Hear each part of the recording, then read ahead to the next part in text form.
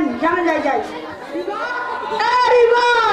আমার বাচ্চা মোটা হয়া কি বলেন মাতবার সাহেব? বুঝলাম না তো।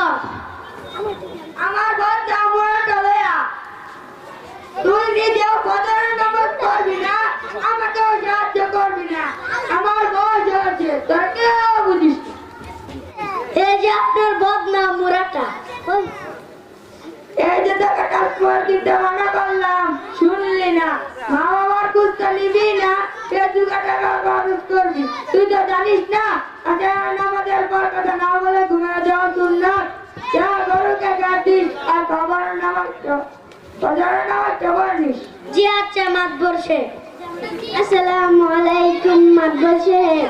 ওয়ালাইকুম আসসালাম। দর্শক আমাদের সকালবেলা গতকালকে রাতে আমার বাবা মারা গেছে। আমি ইমামের খুঁজে মসজিদে গিয়েছিলাম, আমি ইমাম সাহেবকে পাই নাই। ইন্না লিল্লাহি ওয়া ইন্না ইলাইহি রাজিউন। তিনি তো 10 দিনের জন্য তাবলীগ জামাতে যাওয়ার কথা।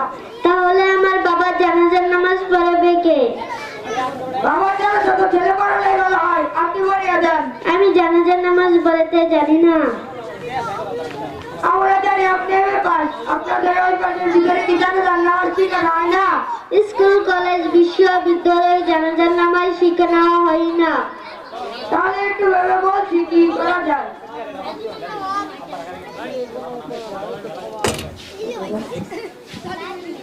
আসসালামু আলাইকুম লোকের।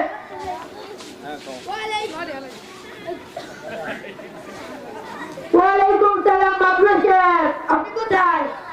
আমি 10 দিনের জন্য ইস্তেমায় এসেছি। এদিকে যাচ্ছে মামা বাড়ি গিয়েছে, জানাজার নামাজ পড়ে গেছে। ওই যে বাবা বাড়ির শিশুর আবহাওয়া ঠিক পড়ার মানুষ হয়েছে, ওই মানুষের থেকে দ্বিতীয় শ্রেণীর ছাত্র দিয়ে জানাজার নামাজ পড়িয়েছে। আলহামদুলিল্লাহ ইমাম সাহেব, পরে বিপদ থেকে বাঁচালেন। আসসালামু আলাইকুম ওয়া রাহমাতুল্লাহি ওয়া বারাকাতুহু। ওয়ালাইকুম আসসালাম ওয়া রাহমাতুল্লাহি ওয়া বারাকাতুহু। এই যাত্রা তুমি আবু বকর সিদ্দিক মাদ্রাসায় পড়ো? জি, আমি আবু বকর সিদ্দিক মডেল মাদ্রাসায় পড়ি। তুমি জানাজার নামাজ পড়তে পারবে? ইনশাআল্লাহ পারবো। আলহামদুলিল্লাহ ইমাম সাহেব, আপনি বড় বিপদ থেকে বাঁচালেন।